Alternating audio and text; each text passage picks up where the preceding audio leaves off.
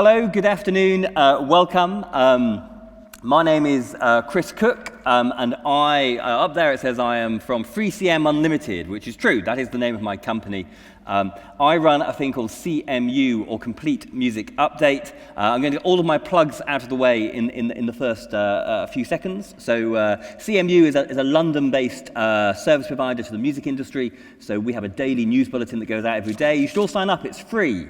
So completemusicupdate.com.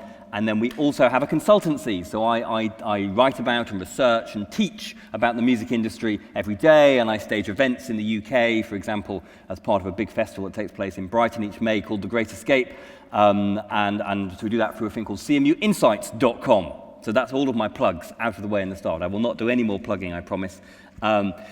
But this panel's really interesting because this is a subject that I am very interested in and have written about and spoken about and discussed with people from across the music industry over many years, and particularly in recent years. So looking at the role of the record company. What is a record label nowadays is the name of the session. So 10 years ago, because that's how long I've been writing about the music. I've been writing about the music industry longer than 10 years ago, but 10 years ago, when I was writing about the music industry, if you think 2005, that's when iTunes was just first exploding, and suddenly people were downloading music properly, and we were making money out of those downloads. YouTube was on the horizon, the early social networks were starting to gain a bit of momentum, we had the power of having the email addresses of fans, and that was starting to really become a thing. And different digital channels, the early direct-to-fan channels were starting to emerge, which has subsequently become the Bandcamps and Music Glues. The early crowdsourcing platforms, Slice the Pie and Bandstocks, were emerging. So suddenly, artists had all of these channels that they could reach their fans directly. They could sell music, they could give away music, they could capture email addresses, they could raise money, they could connect with their fan base.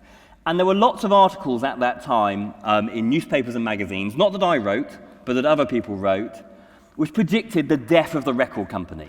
That basically said that in 2015 you would not be having a debate about the role of the record label, because record labels were redundant, because artists now had a direct route to their fan base. They no longer needed these big companies to distribute their content, market their content, to generate revenue, because artists could now do it on their own.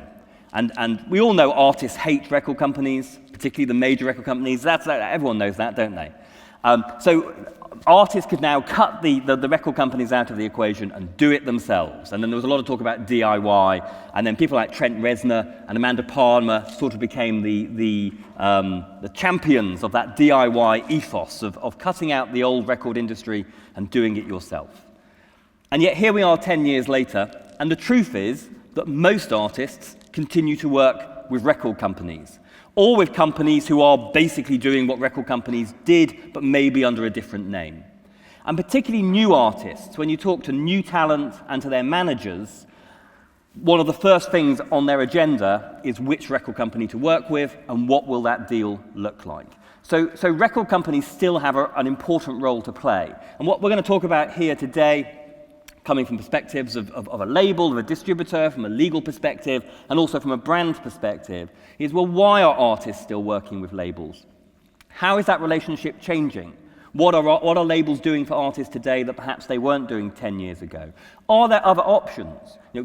Could artists, both new talent and established artists, actually be cutting out the record companies? And therefore, looking ahead into the future, where do we see the label sitting in 10 years' time? If we were to regroup in 2025 and repeat this panel, if you're all free in 2025, what would we then be saying about record companies? Would they still be there? And if they would, what would they look like? So that's what we're going to talk about for about 45 minutes, and then if you have any questions, we'll throw it open and get your insights too.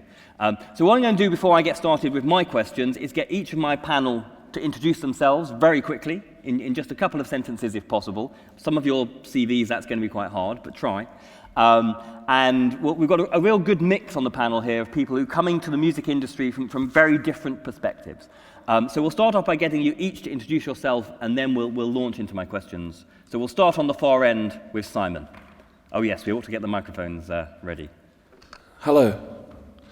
My name is Simon Raymond. I'm a musician who runs a record label, and I suppose that gives me a slightly unique insight into some of the issues that we're going to discuss today. My label is called Bella Union. We have been going 18 years now, and we have artists such as Beach House, Flaming Lips, Explosions in the Sky, Father John Misty, and so on and so on. We've got a very busy schedule this year with John Grant, Mercury Rev, and Ezra Furman, all doing very well in Europe. And that's what I do. Okay. Sharon. Hi, my name is Sharon Matheson. I work for a company called InGrooves. InGrooves is predominantly a distribution company and artist service, label service provider.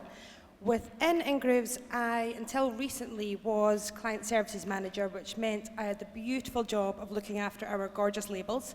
More recently, I've moved to the legal and business affairs team, negotiating deals with retail partners and digital services. And that's what I do. Stacey. Thanks. Hi, my name is Stacey Mitsopoulos. I'm a lawyer. My current position is Director of Commercial and Business Affairs at the Box Plus Network, which is a company in the UK, a broadcaster, which has 7 music video channels, and we actually show music videos, which is shocking. So people tune in, and our ratings are better than MTV. So go figure. People say that music television is dead, but seemingly not. But prior to that, I worked with a lot of independent musicians in Canada as a music lawyer, so represented them in their negotiations with record labels, publishers, managers, endorsement deals, sponsorships, et cetera, et cetera. Thanks. And finally, Christoph. Hello, I'm Christophe Correa. I work in a big advertising agency called BETC. I'm working there since 16 years as a music creative director. So my first thing is to look for the music for the ads. And as we have a strong relation with artists and with music, we have decided recently to launch a record label and signing a license deal with Universal. Okay, so a good mix across the panel. I'm going to start with Simon, and actually, although this panel is looking at the record labels today, and ultimately the aim here is to debate where we think record labels are going and what they'll look like in 10 years' time. However, I'm going to start off by rewinding. You said that Bella Union now is 18 years old. So if we go back to then, as an artist who had been releasing music, working with other labels to release that music, why did you originally decide to set up a label of your own? Because we hated record companies. My band we had 2 labels in our career. One was 4AD, an independent label from London. And when our relationship deteriorated with 4AD, we moved foolishly to a major. And very quickly, we sort of fell out with the major and had a nightmare, really.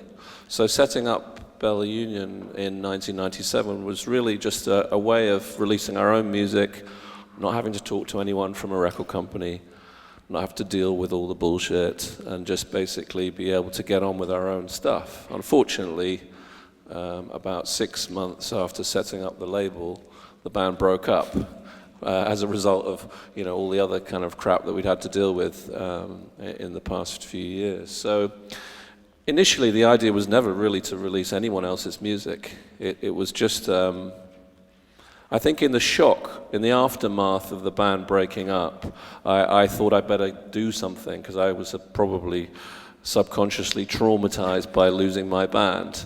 And the opportunity to put out some releases. My own solo record was the first release. I didn't look very far for that one. but after that, we signed the Dirty Three and a French artist called Francois Breu. And I didn't really know what I was doing for the first, possibly 5 or 6 years, really. Stumbling through it all, wondering what the hell I was doing. And then I sort of slowly started to get a feel for it and started building really good relationships with the bands. I mean, obviously, I'm a musician, so I can have really easy relationships with artists. And I suppose in 2015, that is an attractive proposition for a lot of bands who may be thinking, I'm not really crazy about record labels. But this guy, he's been in a band, so maybe he understands a little bit. I get that that's the part of the attraction. So anyway, yeah, that's basically it. So that's the background to today. And I suppose, Yes. I mean, it's interesting. I mean, lots of sort of artists who you talk to, most artists ultimately, well, I think a lot of artists fall out with their labels. And it's interesting that you started off by saying, I mean, often as we tend to think major labels bad, indie labels good. That tends to, from an outsider. We've got no major label on the panel here to defend themselves. So perhaps I will defend major record companies for today, if necessary. No, don't. But it's interesting to say. But having said that, artists fall out with indie labels too. They fall out with labels. Creative people often fall out over time.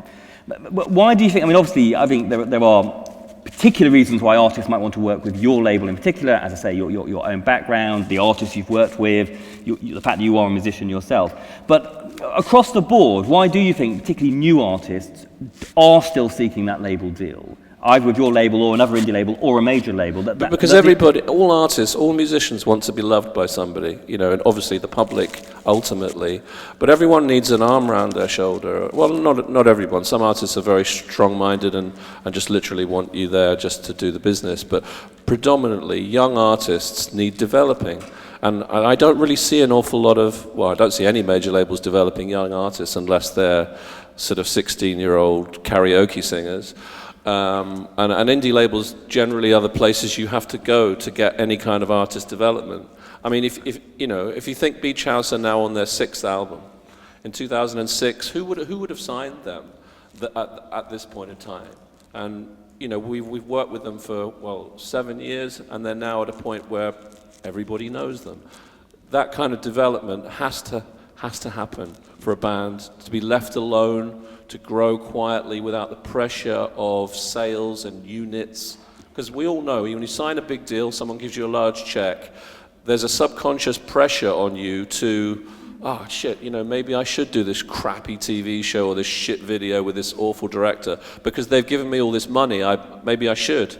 It plays with your head, having all that money. And on an indie level, you don't really have those concerns, so you're more thinking about the art.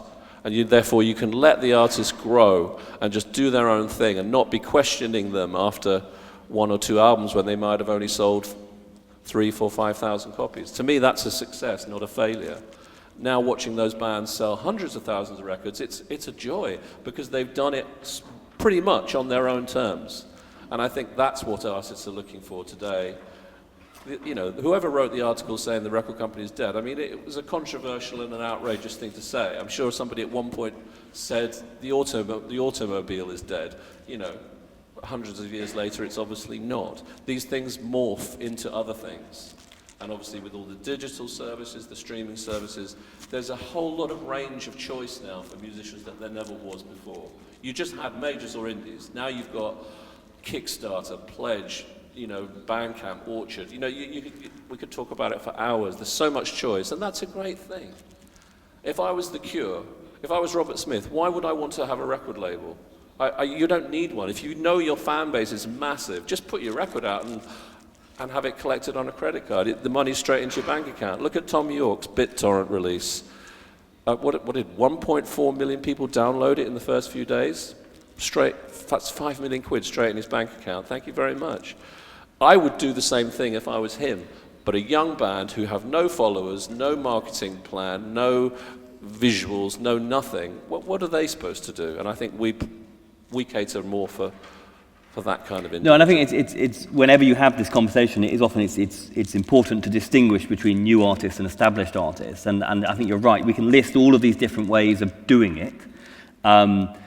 And if you are a major artist with 100,000 engaged fans who want to spend money, then the world is your oyster, providing you're willing to do the management and the admin. Yeah, and hence the Trent Reznor and Amanda Palmer example. One sort of goes, oh gosh, look at they're doing it all by themselves. Well, no, they're not. Their fans are raising the money for them to enable them to do it. Yeah. And if you want to go down that road, that's a fairly safe bet that you're going to not lose money. A lot of artists don't feel comfortable with that, though. For some artists, there's still a stigma about, using your fans to, fund your. Yes, how are you asking for that cash? It's all, but it's all about choice. So let's come to Stacey next. I suppose with your legal hat on here, for all the many artists that you represented when they were negotiating with labels, why do you think that actually most artists, especially new talent, but actually also a lot of established talent, are still working with record companies? What is it beyond, obviously for labels like Bella Union, there is I get to work with Simon. I know Bella Union will give me the time to grow, that perhaps, but beyond those things that are specific to some indies, what else is attracting artists to label deals? I would just add, with respect to Simon and his label, there's also that cachet value, right? So you're an artist, you think Beach House, Father John Misty, Mercury Rev, everyone else is an amazing band, and suddenly you're on this label with them. Maybe you can tour with them. Those are all factors as well. But, I think a big part of it is, as an artist, you want to hone your craft and you want to be creating art and music because that's what you do. And although you could hire an independent publicist and hire a radio plugger and hire everyone else that you need to hire to get this machine moving, if you go to a record label, you've got them all there. So, this isn't necessarily, I'm not saying that, as an independent artist, if you go to a major, you're going to get the same kind of attention. That's another question.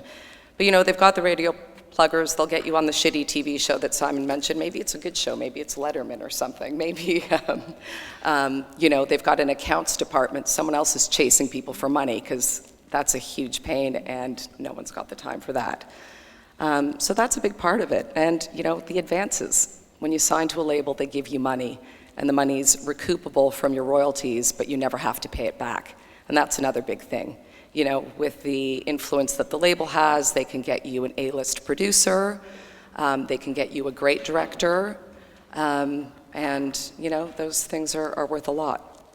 Now, as someone who's sort of seen the record deals evolve, I suppose the other interesting thing is what's happened in the last 10 years. Most artists, especially new artists, are still working with labels, but at the same time, actually, often they're having to give up more to the label. So the other thing that's happened in the last 10 years is that labels are asking for more from the artist when they sign them. So whereas in the olden days, a record deal was just around the recordings. It was called a record deal because it was built around the recordings that the artist created, but everything else that an artist did was generally not part of that deal. That has changed. Yeah, so these are called 360 deals, and I think the first one was it Robbie Williams signing to EMI? It's often positioned as being the first one. Okay, it may not have been. Maybe it's the most famous first one. It was the £80 million 360-degree deal, which is why people talk about it. So 360 deals mean that the record label doesn't just take your record royalties now. They don't just recoup from there, but they also take money from your touring income, your merchandising income, your publishing income, sponsorships that you might do, endorsements that you might do. If you appear on television as yourself, as the musician versus playing a role as an actor, they want a percentage of that too. So that's why they're called 360 deals. They take everything. And the justification that the majors have, I guess, is, well, the advances haven't gotten any smaller, but record royalties have significantly declined, so now we need to get into everything else because we're still doing all this stuff for you.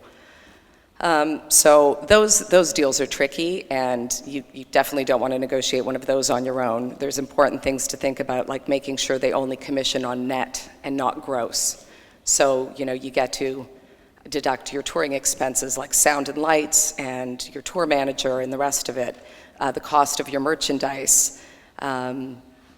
The other thing you should be getting is an advance against all of those royalty streams. So you say to the label, sure, but you know what, I want $50,000 or $100,000, pounds, euros for each of these. And if you've got a lot of clout and you've been around for a while, you can say to them, and once you recoup that money, you don't get any more, or your percentage significantly decreases. The other thing you want to be aware of is that they shouldn't cross-collateralize the royalty streams. So if you're not selling many records, but you're doing great on tour, you don't want your tour money to go towards recouping your record advance, because then everything's just getting mixed up. Keep the streams separate, if that makes sense. I think what's interesting with the 360-degree deals or multi-revenue stream deals or whatever we're calling them is it actually makes the deal-making process a lot more complicated because it used to be that most people were basically doing the same record deal. The figures might be different, but the framework deal was the same.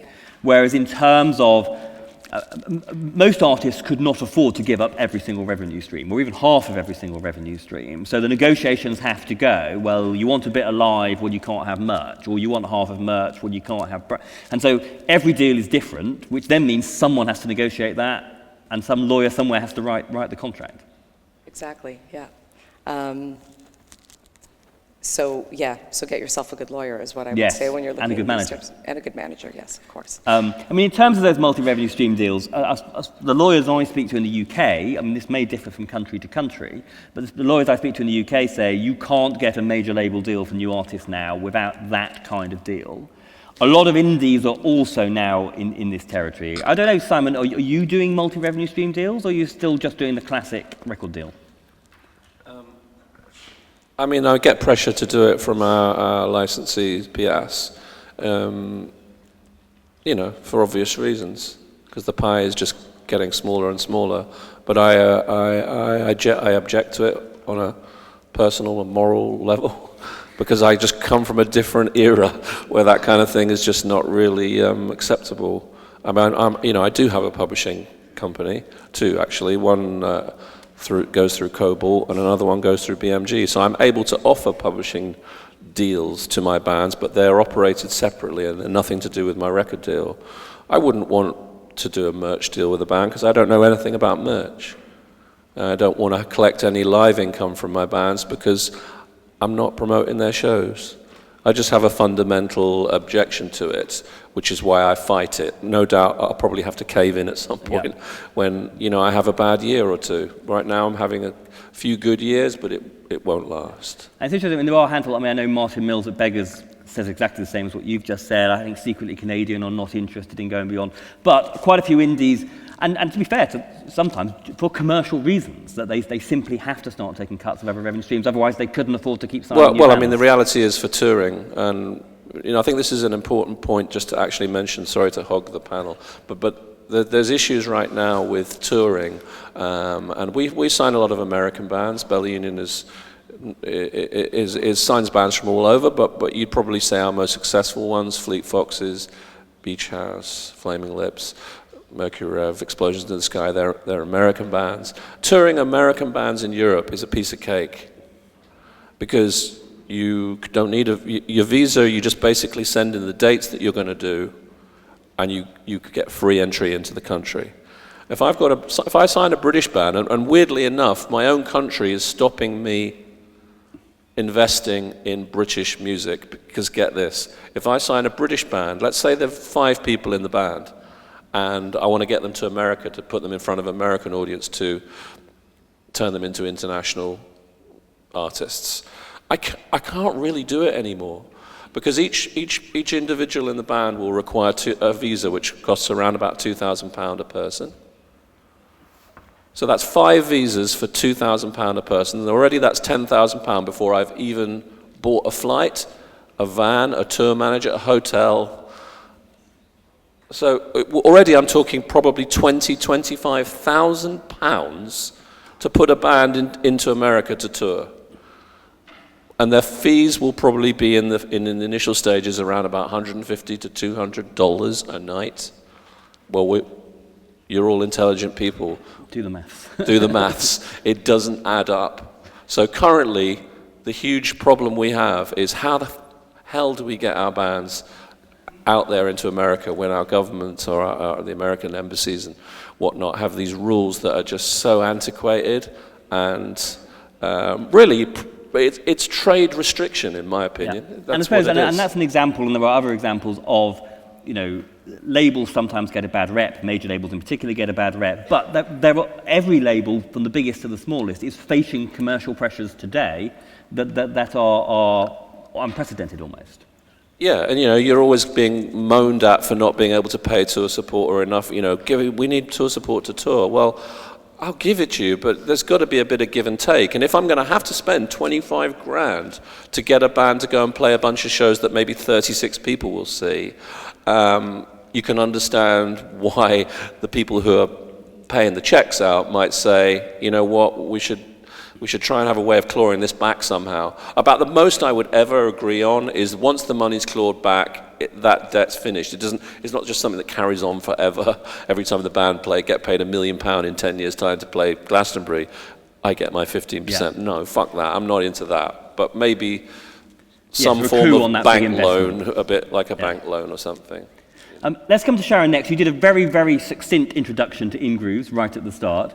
But I suppose it's interesting that there are, in addition to record companies, major record companies, independent record companies, there are then the distributors. And I mean, there have always been distributors, companies who will do the distribution side of what a label would do, but they don't want to be entirely big record companies doing traditional record deals. Although I think in the digital age, companies like in-grooves have come to a whole new level compared to the old school CD distributors. So perhaps just give us a little bit of first of all, from a label perspective, is what services are you providing to the labels, and where do you see yourself sort of fitting into this mix? So I think the key question there is where does the distributor fit in? Because like we were discussing, now artists can go direct to their fans, and that's a fantastic thing for smaller artists to be able to pay $9.99, whether it's euros, pounds, dollars. It's usually the same despite exchange rates. Baffling. And be able to just sell direct to their fans and not give away any of their royalties. That's beautiful. However, most bands require a network. They require contacts. They require, like Simon was saying, love and attention. And that's where a distributor can assist a label.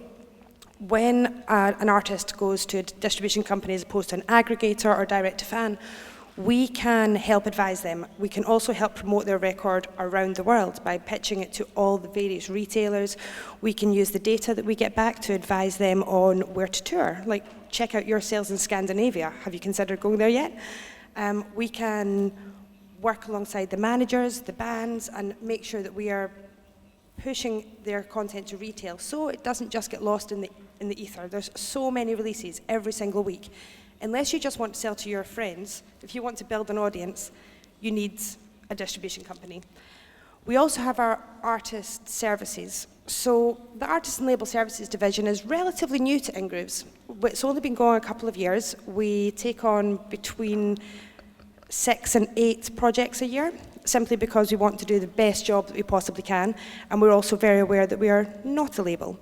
And one of the key differences between most artist and label services deals and a label is that we do not own any rights. We own no rights whatsoever.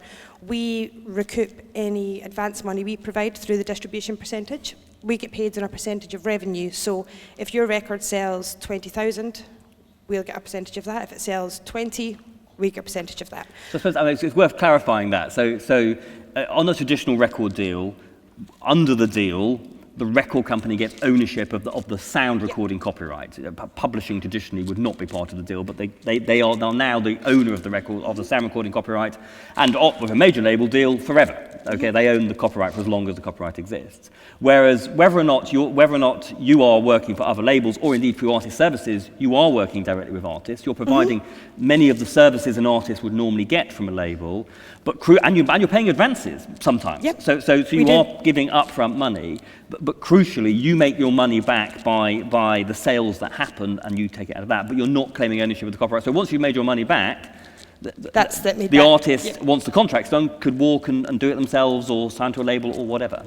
Potentially. I mean, I think the argument of why you need a label with artist services deals, if a company like ourselves, where we know that we're only recouping on the distribution percentage, we have to be careful, and it has got to be, unfortunately, slightly less about gut feeling, like the way Simon and most independent, I'm not saying all, most independent labels work, where they fall in love with an artist. They've got this ultimate passion for the artist. With artist services deals, you do have to look at stats, which is unfortunate. But stats are statistics, sales numbers, chart position, which I think is mostly relevant now to the average person in the streets. We do have to consider all that. Luckily, we are in a position we do get to work with only artists we love. but it does mean that there's the balancing act between how much do you love this artist and can you really justify $500,000 for someone who's probably going to sell about 20 copies? No. So as about give and take, I think there's still very much a place for labels, absolutely. But I think when artists reach a certain level, that you could go down the Amanda Palmer, the Tom York route and just go direct. You need to be pretty business savvy. You need to have a lot of really great contacts and you have to have a lot of knowledge in order to do that and do it successfully. Now, don't be fooled. Amanda Palmer and Tom York have teams around them who are getting paid a lot of money to advise them on exactly what they should be doing. What a label services deal can provide you with is the ability to build campaigns, help choosing the right press people, the right radio people, the right tour managers, the right TV ad buyers in the various services. We can help coordinate the campaign, we can help provide the knowledge that's missing. If an artist comes to us and they've already got press and everything in place, great, we'll be hands off on that part, but we can absolutely help with live. So I suppose it's interesting. So InGrooves almost has two parts of the business. With your label clients, you're providing the distribution and some marketing and some data services that bigger labels have in-house. Realistically, some of the smaller independents can't afford that, and so you enable them to compete with the majors by providing that service. And then on the artist services side, you're basically, I mean, you're right. I think the artists who do services deals with InGrooves or whoever and do it well always have brilliant management, and I think you need to have great management for that to work. But management might be brilliant, have contacts, have strategy, but they don't generally have so much resource. And so you can bring the marketing, the data, the distribution resource that they don't have. That is completely true. I mean, management companies more and more, and we were discussing this earlier, when I started at InGrooves 5.5 years ago, a lot of our key labels were big catalogue labels. Now, a lot of our key labels are management companies. But with a management company, you can understand why they do kind of need some of the live income because they don't have any catalogue to recoup from. They're not reliant on 300 tracks, 300 albums to recoup. They've only got maybe one or two artists. One of our more successful artist management companies are those who work with Wolf Alice. It's the label Dirty Hit, who are actually a management company. Although they do act as a label for Wolf Alice. And they're hugely successful, but they don't have a huge catalogue. They work with very key artists. Yes, so they need those artists to work. They need those artists to work. They don't have much option, but they are very good at developing. Yeah. They do have a lot of artists in development at the moment. We love these guys. Just before we move on, what you referred to the word retail, and I'm interested in your definition of retail, because to some people in the room, when you say retail, they might think high street record shops, and to you have a much wider definition of what retail is. Yeah, maybe it's just when you get really used to a role, you just start using the jargon. For me, retail is any way that a customer purchases, whether it's through a subscription or through their telephone operator, any way that they purchase or the industry sells product to the general public. So we would consider everything from Spotify to obviously iTunes, Deezer, all as retail partners. When you start looking at YouTube, that's where it becomes a bit, are they a digital service or are they never a retailer? Who knows? Yeah. So InGroove basically sits between your labels and your artists and then every channel through which music can be consumed. So if it's streaming, it's download, it's CD, or some combination thereof. We do also do physical distribution as well. I don't have a whole lot of knowledge in that, so I'm not going to go into too much, because we went a bit backwards to a lot of the industry. We actually invested in physical long after we were successful in digital. No, it's interesting. InGroove's an interesting company in that a lot of distribution companies were CD distributors who got into digital, and you were completely the other way around. Yeah, we like to mix things up. So in the US, we acquired Fontana from Universal. Internationally, we work with a company, Republic of Music, but we very much own our own physical distribution. We've got great contacts, so rather than try to reinvent the wheel, let's work with people who are already doing it very, very well, but have our own people on the ground as well. Okay, going to come to Christoph next. Going back to where I started, so 10 years ago, when these people I'm not mentioning were writing these articles saying the record company's dead, one of the quick comebacks to that was, well, the artists will still need investment. They'll still need money. You've got to spend money to make money. And there was a fluttering for a few years of people saying, and some managers, I think, hoping, that brands might come in and fill the gap. that brands like music, brands will spend money on artists. Groove Armada did a deal with Bacardi in the UK, and everyone was like, oh, Bacardi are now Groove Armada's record company. They weren't really, but that was how it was spun. And we'll just work with brands. Now, we know brands like to work with music, but it interests me on what terms do brands work with artists, and how do they choose which artists to work with? Are they generally just interested in big names, or are brands spending money on new talent? I think that the main problem for a brand is to try to develop a real identity, because it's not at the beginning the idea for a brand. So, and today, when you are trying to develop some projects, you know that you have to develop a trust relation with the consumers. And for sure, a lot of brands will think about the manner to try to develop a trust relation with consumers. And these kind of values, things like emotions and especially music, could be discussed. I think that's, for me, the most important things. It's to try, each time that you are thinking about this kind of opportunity, on the one hand for the artist and on the other hand for the brands, is try to develop a real win-win relation between the two ones. Because on the one hand, if, for example, an artist and his representatives, like the record company or the manager, are trying to take the brands like only for money, it will not work. On the other hand, the brand needs to know exactly the usage of this kind of business, because it's not his own business at the beginning. So each party needs to try to what I'm telling, to try to establish a win-win relation. About the brands that try to look for, on the one hand, artists to be discovered, on the other hand, some big names, my personal feeling is that for brands, each time I could try to push artists to be discovered, I would do it. For many reasons, you know. If you want to, for brands, there is also another point that is really important. It's the question of the credibility, especially in the music business. You know, it's always this question. You know, when you have a brand that come to you, when you are an artist, when you are a manager, or everyone that is working in music business, the first thing you will look for is for the money. You know, and after it, if you can build a true story, that's fine. So you need to firstly try to show that you could do a real trust relation, and to show that you are a real credible brand. And the first thing to do is for me to think, to try to not to be too much, not for my English, but to be not too much opportunist, and to try to establish a long-term relation. That's the best manner to show that you are a credible brand. And you will always have some brands that will look for big names.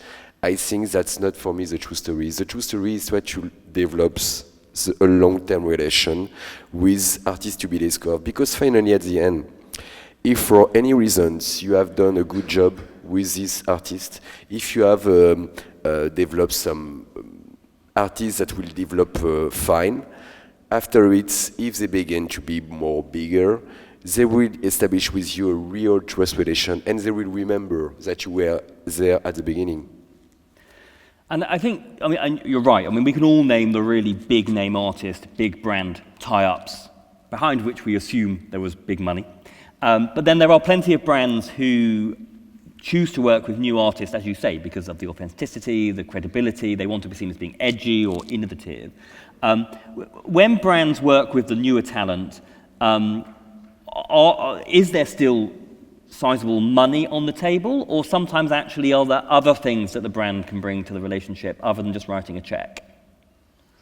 You want me to be clear about the point of view for the brand, right? Yes. Okay, we need to be clear about it. You know, the first thing for a brand is to sell for something. So we do not have to lie about it. So the first thing that the brand that will think is try to develop the brand and try to develop his network and try to do some business. So after it, you know, if you have the opportunity to, what I've told before, to try to develop something new, You know, I could give you an example. I'm working this ad agency since 16 years, sorry. 16. 16. And I don't know if it is because when I was younger, a rave party organizer, but I've tried to keep this feeling of try to play with the system. So when I arrived in this ad agency, I knew that I have to work for brands. And I immediately understood that I could give perhaps some place, some opportunities for artists that would not have a chance to be only, for an example, broadcasting on TV, for example. It's, you know, for France, you know, we cannot imagine the difficulty for an artist to be developed on TV channels or something like that. So I've done something like I could call like an hold-up, you know. I've taken this media and I've tried to give this media some space to artists to have the opportunity to make them live, you know, just to give them a little space. And even if I know that I'm still working for an ad agency, I'm still working for brands, it's just like opportunities. So brands can bring opportunities, they can bring resource, they can bring exposure to new artists as much as they can, you know, providing money. Yes, true. And I mean, one of the challenges when brands have been interested in music in a long time, but it felt about 10 years ago, lots of artists and managers were like, we're going to go and get some brand money. But one of the challenges is, whereas with record companies, well, we all know who the record companies are. We know where they live, we know their phone numbers. So as a manager, you can just start having conversations. I think for artists and managers in particular, when they look at the brands, it's like, well, which brands should we know which brands are interested in new music. They've made that one of their things. How are those brands discovering artists? How do those conversations begin? Are they relying on people like yourself at an agency who sits between music and brands? Do they have their own teams out there? Do they take phone calls from artists and managers? Or are they very much looking for people like yourself to scout? I don't think there is only one rule. You have, for example, some brands that have their own departments. I think that for brands like for alcohol, you have told about Bacardi. We could speak about Heineken, about Coca-Cola. For this kind of brands, they have their own departments that try to look for artists. And you have another system. It's mine, and I don't know which one is better or the best. But I have to look for the good artists for the brands I'm working on. So I don't think there is not only one rule. It's just that for brand, I think that it's not so easy to find for the artists. You know, we have spoken about the question of distribution of music. Just imagine today how it's difficult to follow how the music is distributed, because it came from so many channels. So I think that for me, for a brand, it's interesting to have a real advice for local artists. Yeah. And I know, obviously, as a new artist, it can be hard to get in front of A&Rs at labels, but at least you know who the A&Rs are. Whereas I think often with brands, working out, do they have an in-house team? If so, who is it? Do they use an agency? If so, which agency? That's a big network to navigate.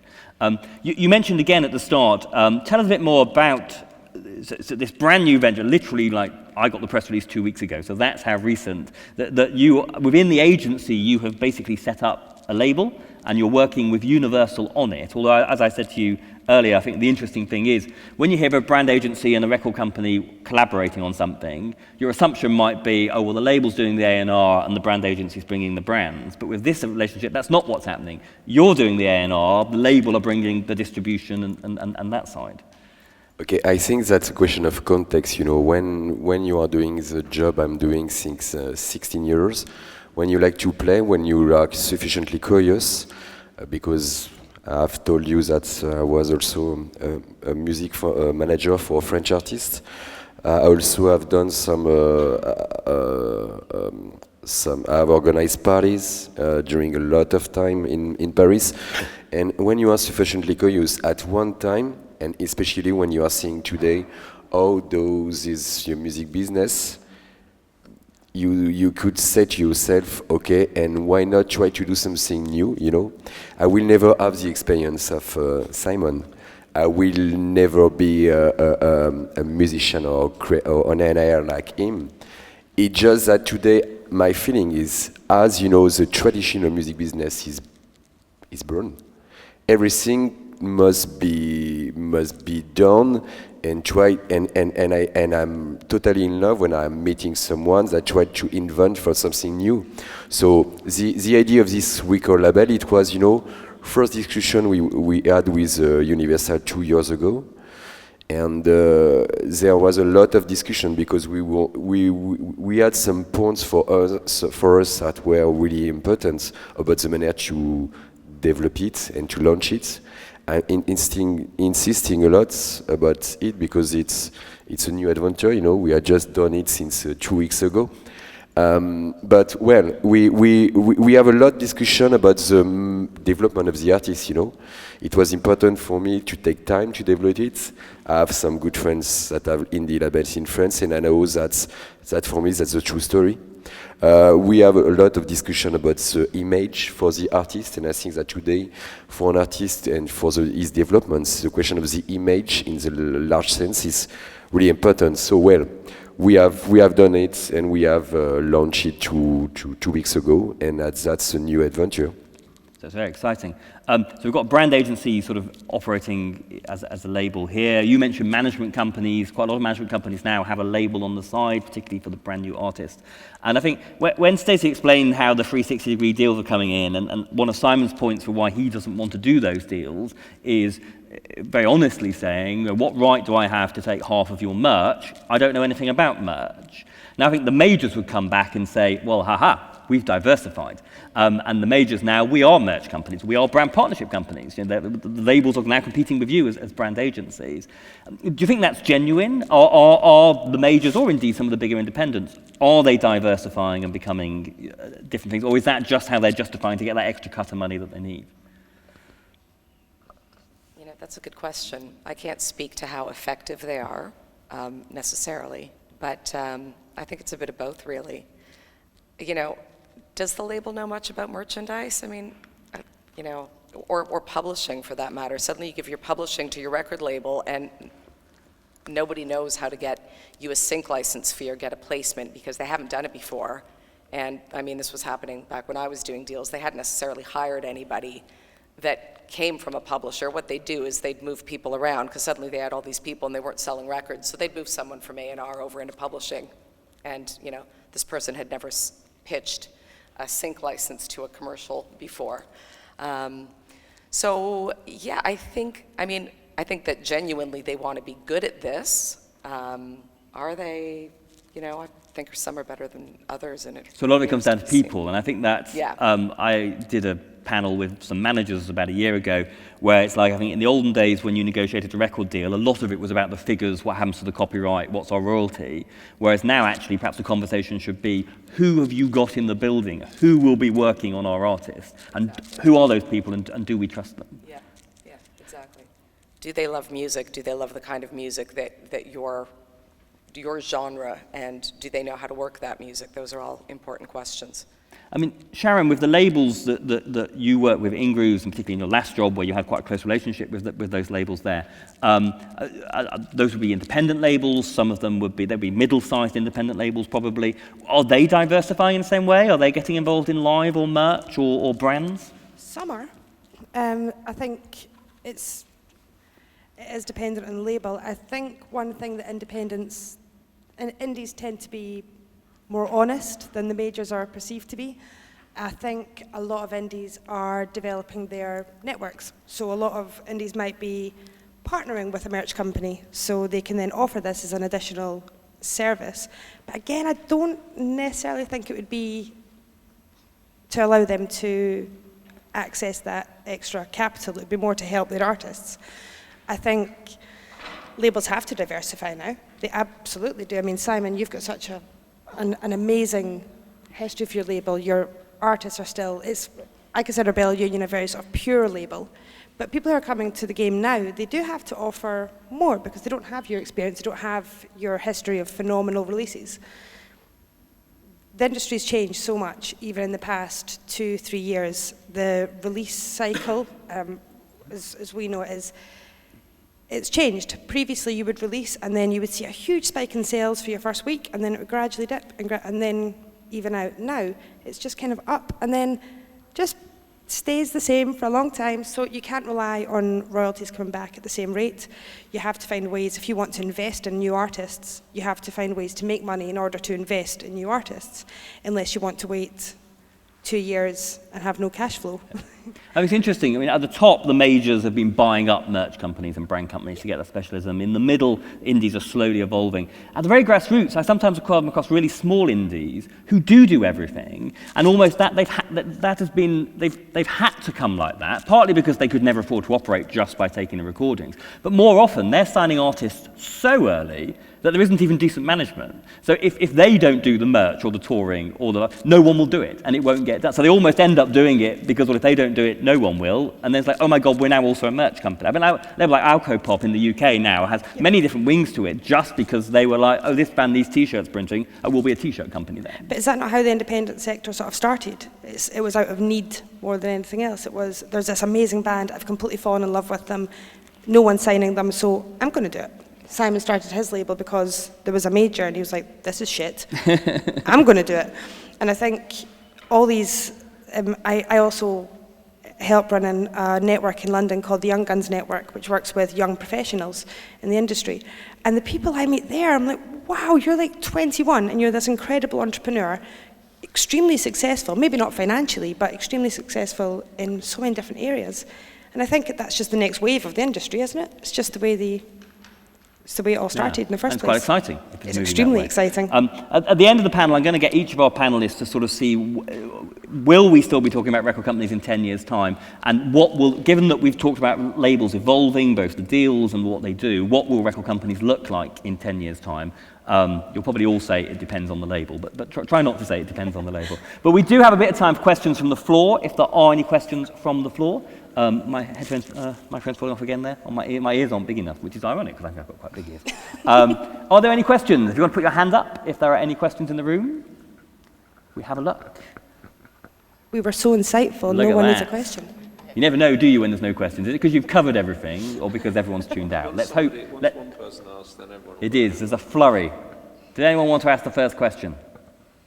Go on. Here we go. I think there's a microphone. Is there a microphone? Here it is. The microphone is coming.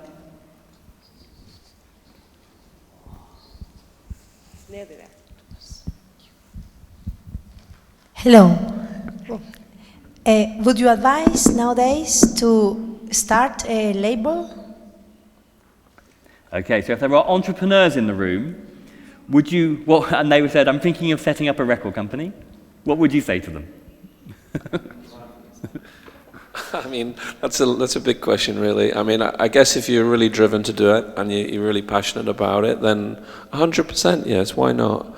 I mean, the economics and the financials and all the scaremongering and everything you read in the media would tell you not to, because it would seem to be a complete waste of money. But I think we've all shown that in our various roles that, once you carve out your little thing, as long as you're passionate about it and not stupid with the money, you can make it work. Passion for something is, in my opinion, what will drive the business forward. And I'm really glad you brought up Aunque Records and the small sort of like cottage industry kind of labels that there are growing in the UK right now. Now, I don't do these things we talked about, as I mentioned before, like merch, like publishing, because I haven't got the time. My label's tiny, even though we have a big roster. There's only 4 of us.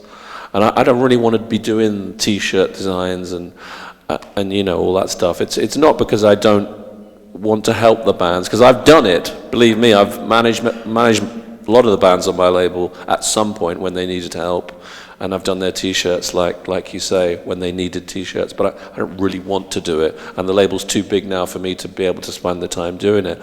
But I love these small labels that are starting up and just doing that. You know what will help this band? Because they don't know shit, bands. Generally they just don't know stuff, and they want someone to help them do it. And really, I think what Chris said before is the reason we end up doing these things is because other people have made such a shitty job of them before. We're not doing them because we really want to do them. It's because, well, better you do it yourself than have someone else mess it up. And that's, I think, if you want to do a label because you've had an experience with another label that has been less than pleasant, then of course, why wouldn't you do it yourself? Because at the end of the day, what you make of it is what you make of it. And if it's a failure, well then at least you tried. You know, I've been at so many points in my label's history where I just thought, I don't know if I can keep going with this. It's exhausting, you know. It's very time consuming, it's emotionally draining, it's financially crippling. So of course there are moments where you think, is this all worth it? I don't know, I need to sleep tonight. I haven't slept for a long time. But usually, you know, something happens and a bit of joy comes your way and it gives you a little bit of a lift and you go through to the next day. And we've all probably got stories of how we're still here. I certainly have a lot. And that's for another day, obviously. But yeah, if you believe in it, 100%. Start a record label. Stacey mentioned the Robbie Williams, that 360-degree deal that Robbie Williams did in 2003, I think it was. And the man who negotiated that deal, so Tim, his manager at IE Music, who's an old-school veteran of the music industry, he started out at Island Records in the 60s. And one thing that he always says is, what was great about being a record company in the 60s is that nobody knew what they were doing. Everybody was making it up as they went along, and that was exciting. And then the record industry became very formulaic, the majors sewed up the market, they had access to MTV and retail, and it all became very formulaic. And then about 10 years ago, it all crashed, and now nobody knows what they're doing. And as someone starting out, yes, it's risky, but that's incredibly liberating, that actually you're sort of on a level playing field with everyone else, because nobody really knows how you turn your artists into viable businesses. And there was an element of luck, there's always been an element of luck. I think it's probably time for one more question. Oh. Go on, then we'll take that question and then we'll get the final question.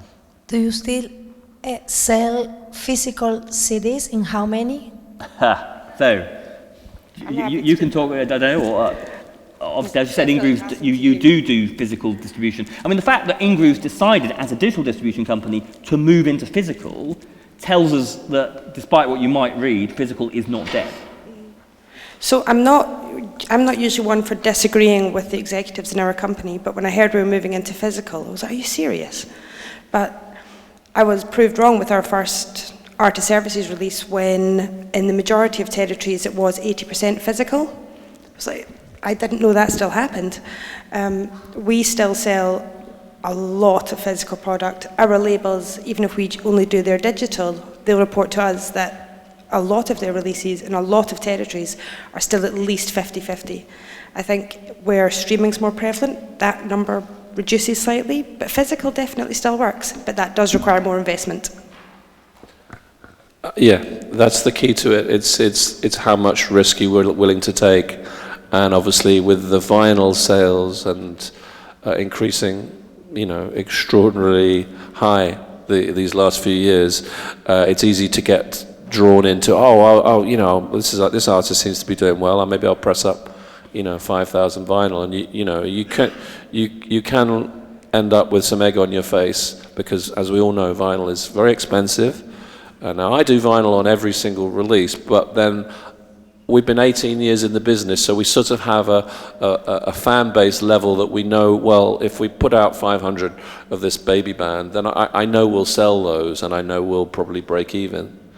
But you know, we're getting to the stage now where we're pressing 15 to 20,000 vinyls by an artist like John Grant or Father John Misty. Now, even a year ago, that would not have been possible. It does also varies a lot from country to country. I mean, that's it. And you know, Germany, in America, yes. In Sweden, no. Yeah, and in America, you know, CDs are probably about to be phased out by a lot of labels. They're just stopping doing them altogether. UK, no, I would still do them right now. You go into a rough trade record shop in Brick Lane, they will tell you that the demographic buying CDs, in my opinion, I would have guessed 40 to 55-year-olds with a bit of cash in their hand, you know, successful middle class kind of people. Bullshit. The people that are buying CDs in rough trade are 20 to 30-year-olds. Now, go figure that one out. That again, like the vinyl, how kids got into buying vinyl, which they are now doing, if you'd have predicted that 10 years ago, everyone would have laughed you out of town.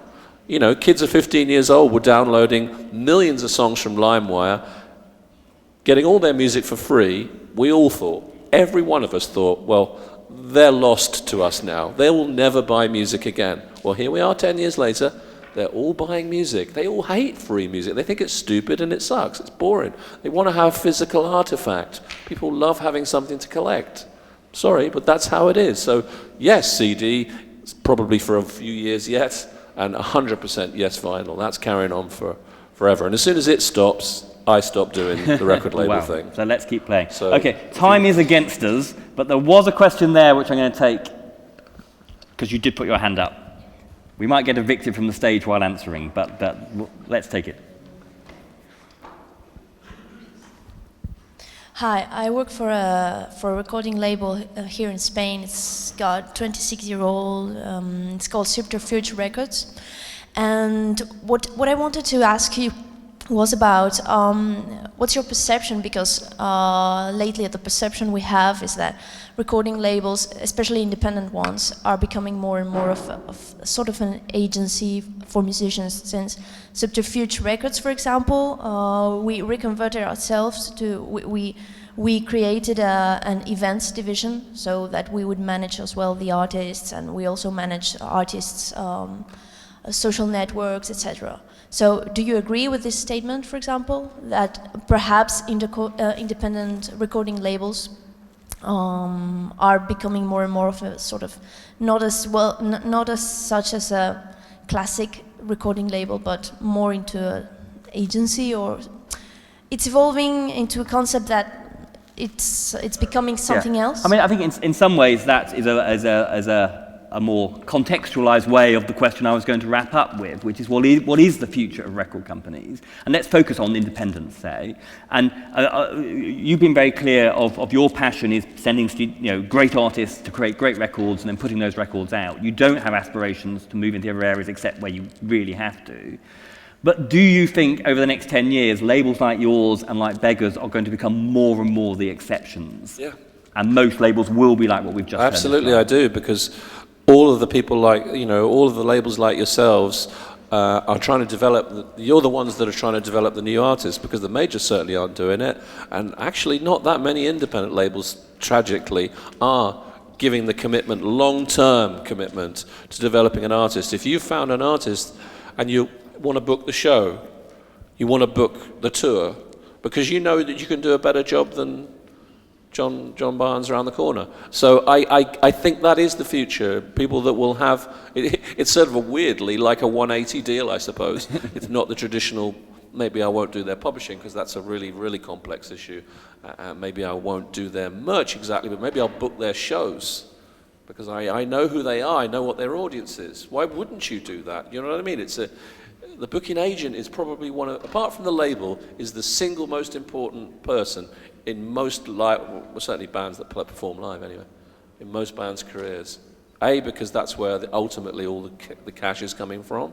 So, yes, if we're looking at a business model that works, because certainly putting records out, putting CDs out and nothing else, which is what I kind of do, doesn't work. I've made it work somehow, but maybe in 10 years' time I won't be here anymore, because my business model is pretty old-fashioned. Yours is the future for sure. Let's quickly wrap up and get our other panelists' opinions. What do you think there will still be record companies in 10 years' time? What will they look like? Will we call them record companies? Yeah, I think there will be, for sure. I think that what will change is that artists will have more choice. I think the important part of a record company to an artist is the team. It's people who have got faith in them, people who can advise them. And I think that, like Simon says, almost a 180 deal, like artists will be in a better position to pick and choose. Yeah, okay, I want you to do my label stuff and potentially my merch, but I would like someone else to do this. I think that's where we're heading. Yep. Stacey? I agree with everything that they said. The only thing I would add is if you do go to a label and they do a bit of everything, try to always keep your management separate, because you still need that external person that's going to go to the label and say, this needs to change. If the person works for the label, then basically it is what it is, and you're screwed. And it's interesting, most attempts to be an everything music company with management have failed for that reason. Yeah, exactly, yeah. So, and I suppose, as the person on the panel who has just set up a record label, albeit in quite unusual circumstances, where do you think labels going in the next 10 years? I think that especially today, record labels are really important, you know. When you see the number of channels for an artist to be discovered, you need to have to give him some lights. And I think that the record label gives some lights to the artist. So I think that even if in 10 or 20 years we will still have record labels, even if the form will change a little, you know, but it's just a question of context. So it's interesting, isn't it? Yeah, the great opportunity is there are so many more channels for getting your music out there. The problem is there's so many more channels for getting your music out there. You need somebody who understands those channels to do it for you. So it sort of swings and roundabouts. So I mean, a really interesting discussion. Let's regroup in 10 years' time and see where it's going. I promised I would do no more plugging, but that was a lie. The industry is in a state of flux. Things keep changing. Who would have thought even 10 years after 2005 when iTunes started spreading? Things are changing, deals are changing, companies are changing, so you need to stay in touch with the music industry. So you should sign up for the CMU Daily, and every day in your inbox we will give you the latest of what's happening. We have a bit of a UK bias, but having said that, we cover key developments all over the world. So completemusicupdate.com.